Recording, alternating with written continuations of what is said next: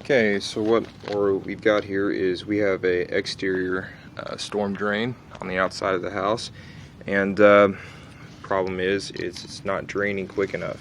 It tells me it is draining, but the issue is that rains really hard and it floods. I built this little hump here. It did help some as far as, because this grade wasn't completely flat, and it does help. However, when it's under a heavy rain, it still comes over here and floods my whole garage, and then it's connected to this one over here. That much I do know. And basically, the way how I did that is I just ran something in there and just kind of seeing which direction it's going. And I know for sure that when I stick that bladder in there, water comes up on this side, and this raises and starts to flood. So what I'm going to do is I'm actually use two of those expansion bladders at the same time, one in this hole and one in the other hole. Like I said, all I know is them two drains over there are connected to a T underneath where I'm standing at. I don't know where, but all I know is I'm going to try to apply pressure at both ends, and hopefully I can blow out that clog without having to call a professional out here. And so basically what this is it, like I said, it expands. I call it an expansion bladder. I'm sure there's another, like 5 names for it. But when this is on full blast, this whole thing expands and locks it in place down in the hole. And then there's obviously a little hole at the end where the water comes out of. So this one is just a, what is it? Says it right on it, 38 to 75 millimeter. That's helpful. And then this one's the next biggest size. I don't know if you can read that or not. But anyways, we're going to give it in here, put it there, and give it a shot. Let it run for a little while.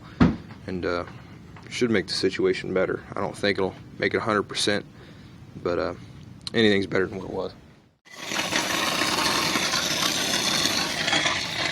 Hold it in there, let the magic work.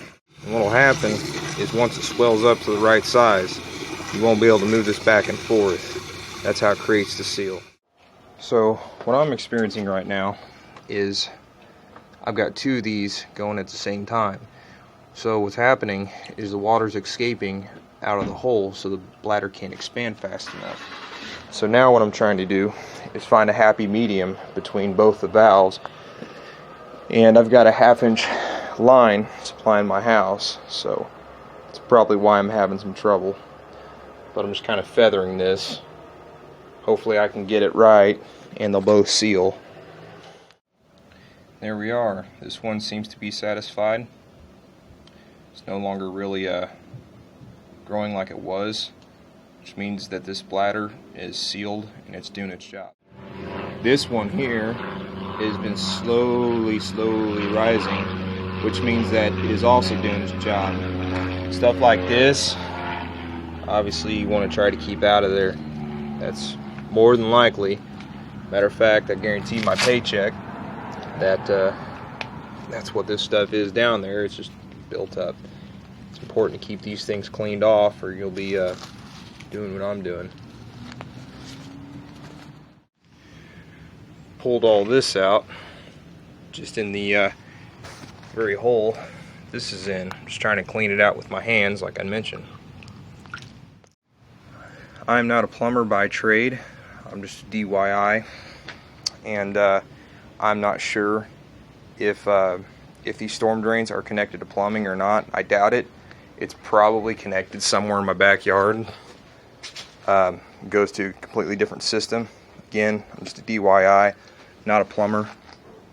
So here we are. We had a nice little storm last night after all the multiple attempts with the bulging bladder of wonder there. It definitely has its place, don't get me wrong. You see where it flooded over here again in my garage. Definitely has its place. It's just I'm afraid I'm going to have to call out a real professional on this one. I think my problem is at a T that's under my slab somewhere. So probably see what they say when they run a camera. So well, now you at least know what that little guy does, and so your toilet stops up and you can't get it unplugged. Well, try that bladder thing. It's a lot easier than calling somebody.